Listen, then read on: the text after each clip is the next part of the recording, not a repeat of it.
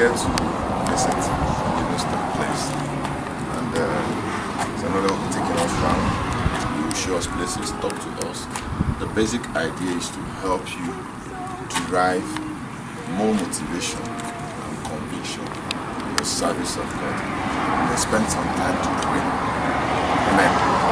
So let us pray before we start. In Jesus' name. Amen. Father, we thank you. Our prayer is that by the time we walk the path this man walked, may we find reasons, may we find courage, may we find more conviction for this Christian race. May we be willing to put in more. In Jesus' name. Amen. Amen. All right, over to you, sir. Thank you. My name is Tenolo Onekusu. I've started to work here around 2009 on the 1st of April.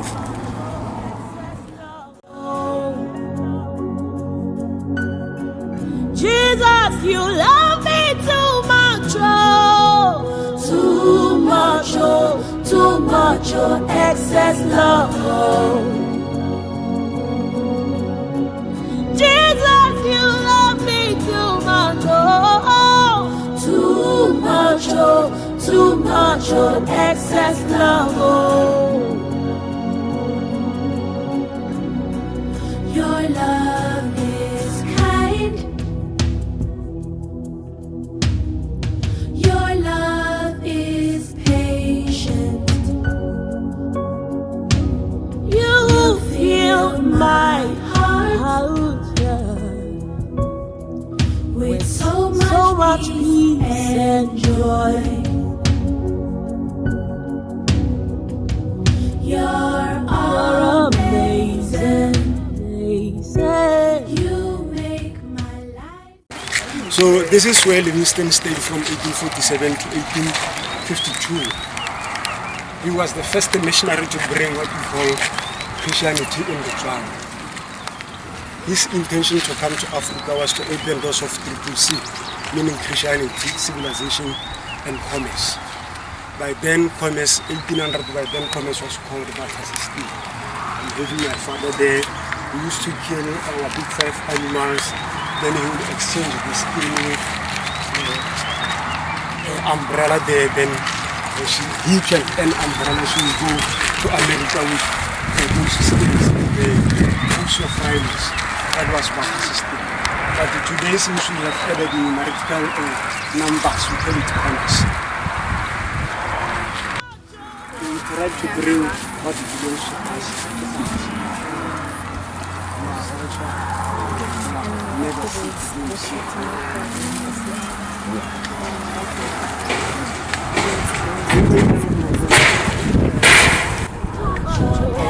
Excess love. Too much, oh, too much, oh, too much, oh, excess love. Your love for me too much, oh, too much, oh, too much, oh, excess love, oh. Too much, oh, Jesus, you love me, oh, that you gave your life for me. What manner of love is this? What manner of love is this that you give it all for me, oh God? Jesus, you love me. Hence now we came to the Iron Age group. From the Iron Age group, we talk about the 4th Industrial Revolution, whereby geology was introduced, the study of rocks. China is the first continent to manufacture glass. They studied what we call metaphysical growth. When I hit this stone, the tratar nice just it's not in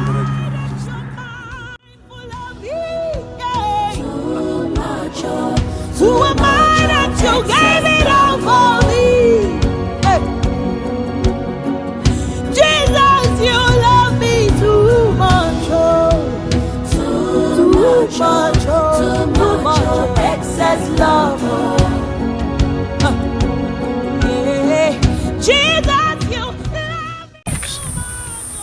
was the first four-cornered house in Botswana, or New Methods of Healing from England, which was the first clinic in Botswana. So this site, just go to the book center in Harbour Road. There is a book called Livingstone at Kulwi. Go to, if you don't have money, because it's December, go to National Museum. There is a book called Ada Livingstone. Missionary Travelers 1, 2, 3. Just borrow those books. After a month, then when you fail to pay to return it, you are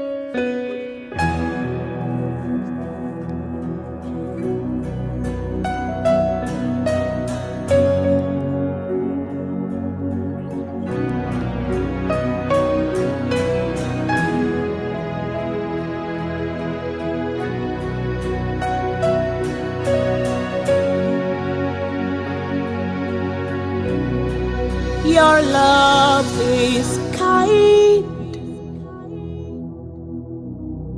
Your love is patient. You fill my heart with so much peace and joy.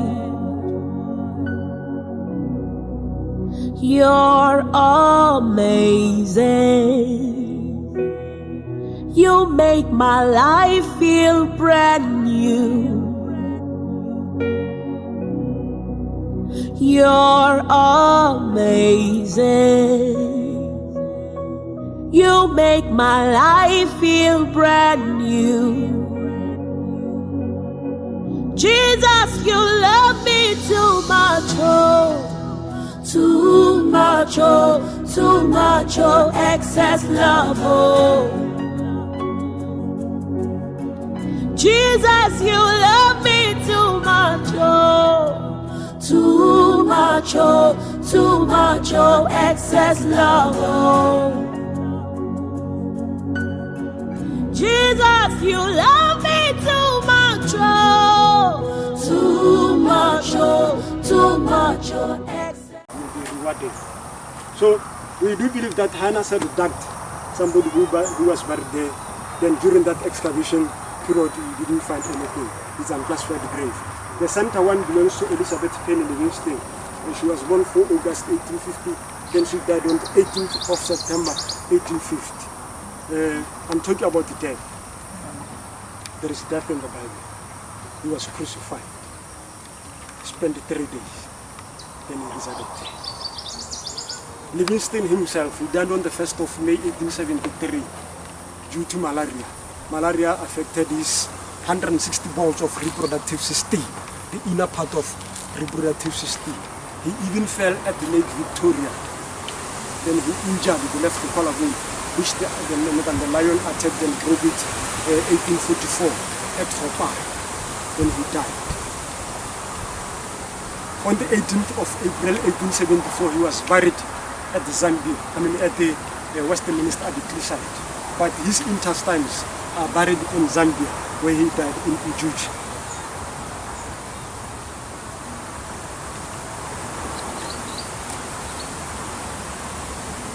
Livingstone, for him to convert Francis Chilean following, he was forced to enter a cave of death in Mulepulo.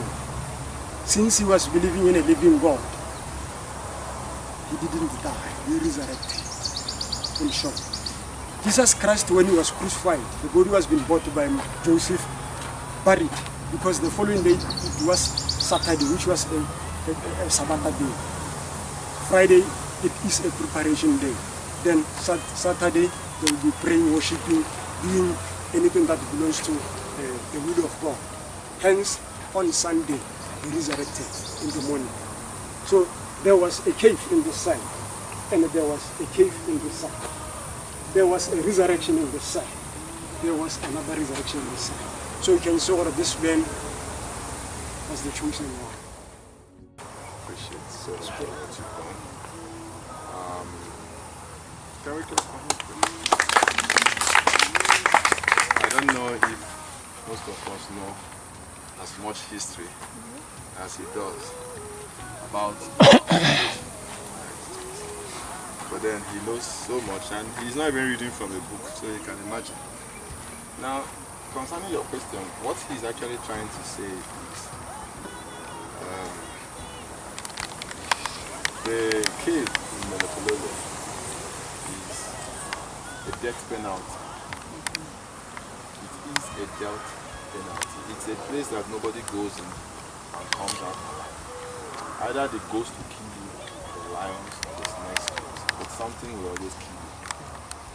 Now, the second question was saying, if truly your God is alive, go to the cave of death. If you come back alive, we believe your God. And you also know that in Christianity, the only reason why we say we are born again was because Jesus actually entered the cave of death, which is hell, and came back alive. Because what we believe is that he died and rose. On that basis, we say he's our Lord. So for Livingstone to have gone there, he gave them a basis. You must also realize that these things didn't happen when we had English. These things didn't happen when we could talk to each other like we're doing now. These things happened when words of wisdom could not suffice to preach the gospel. You needed to practice it and demonstrate it with power and Holy Ghost. So there was no better way of telling them that Jesus died and rose than for you to enter the cave of death and come back alive. It's like you tell me God can heal. I tell you, I don't really want to hear. Just heal me. I believe God can heal. So when he says Livingstone resurrected, it didn't mean he died physically, but he actually took up death. And if you know the significance of that cave, what he did was more like defeating the power of death over Botswana. Upon which basis, when he came back, a church was born, a baptism took place. But then, the interesting aspect of this discourse is that Livingstone paid a price. He paid a price, just like Christ paid a price. You may not know the Elizabeth means I think either the favored one or the chosen one. Elizabeth in the Bible means either the favored one or the chosen one. That was the one that died, which is the same Jesus. Jesus is the chosen one. So during that time, Mary, who is supposed to be the mother of the chosen one, who is Mary, the wife of Livingstone. And bear in mind that the stone of crucifixion is considered that Jesus went into it and came back alive. So it's a living stone. Are you getting the picture here? So Mary, who gave birth to Jesus, is the same Mary who gave birth to Elizabeth, the chosen one. And the same time, Elizabeth, the chosen one, died. Then the water, which is the stream of life, dried up. So he's telling you that this guy actually paid a price. A lot of remarkable things happen. A lot of remarkable things happen. You know, you make my life feel brand new. Jesus, you love me too much, oh, too much, oh, too much, oh, excess love, oh. Jesus, you love me too much, oh, too much, oh, too much, oh, excess love, oh. Jesus, you love me too much, oh, too much, oh, too much, oh, excess love, oh. Jesus, you love me too much, oh, too much, oh, too much, oh, excess love, oh. Your love is kind. Your love is patient. You fill my heart with so much peace and joy. You're amazing, amazing.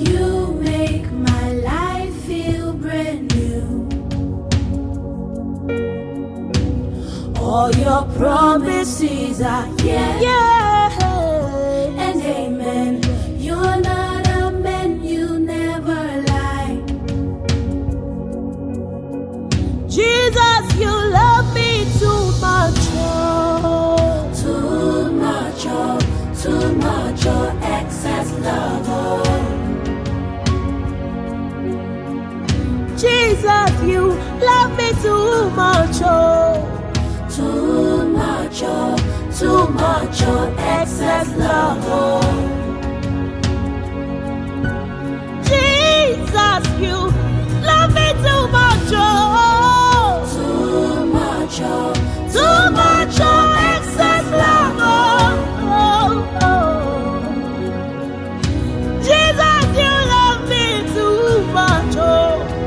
Too much, oh. Too much, oh. Excess love, oh. Too much, oh. Too much, oh, too much, oh, excess love, oh. Your love for me too much, oh. Too much, oh, excess love, oh. Too much, oh, Jesus, you love me, oh. That you gave your life for me. What manner of love is this? What manner of love is this that you give it all for me, oh God? Jesus, you love me. You love me. You love me.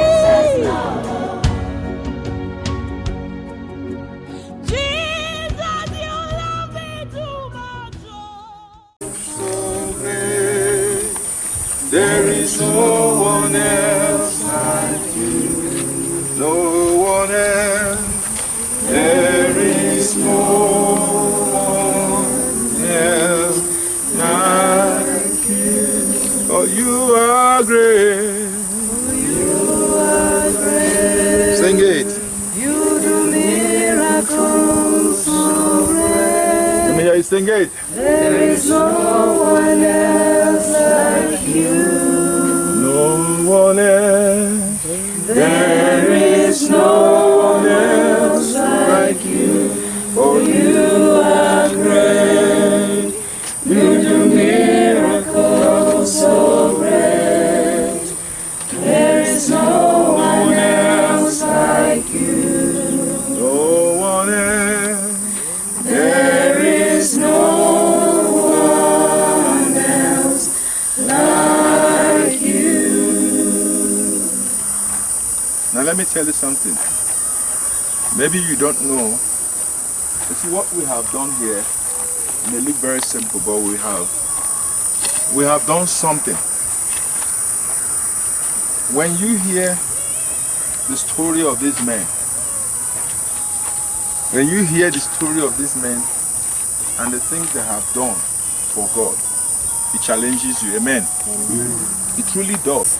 Who has read anyone? There are almost 8 volumes. Who has read anyone at all? God General, anyone? Okay, if you not read it, I'm going to post them in the groups this period. Read them. When you read them, you will wake up. You will just be like, what am I even doing? You see what men did? One guy won millions of souls. What am I even doing? And you read their story, you see how they started, where they came from. But you see, we have God General in front of us, decaying. Amen. Amen. Now, envision that these monuments are built up. These tombstones are well built with plaques. Then that his house is restructured, the church is restructured. Envision that there's a tour guide, thank God our friend is here, who tells you the story and helps you to wake up the memory. And then show you the kind of life this man lived. Amen. Envision that Livingstone is molded.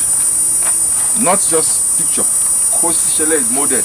Envision that you enter here and you see a church with seats and human beings molded and as if they are worshiping in that church. Amen.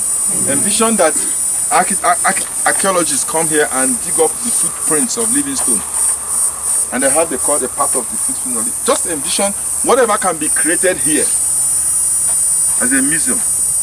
These are the things I discussed. Father, we thank you for today. We bless your name. As we live happy that we came here. Our vision is revived. We're making progress. We're pushing forward. We're advancing. In Jesus' name. Amen. Amen.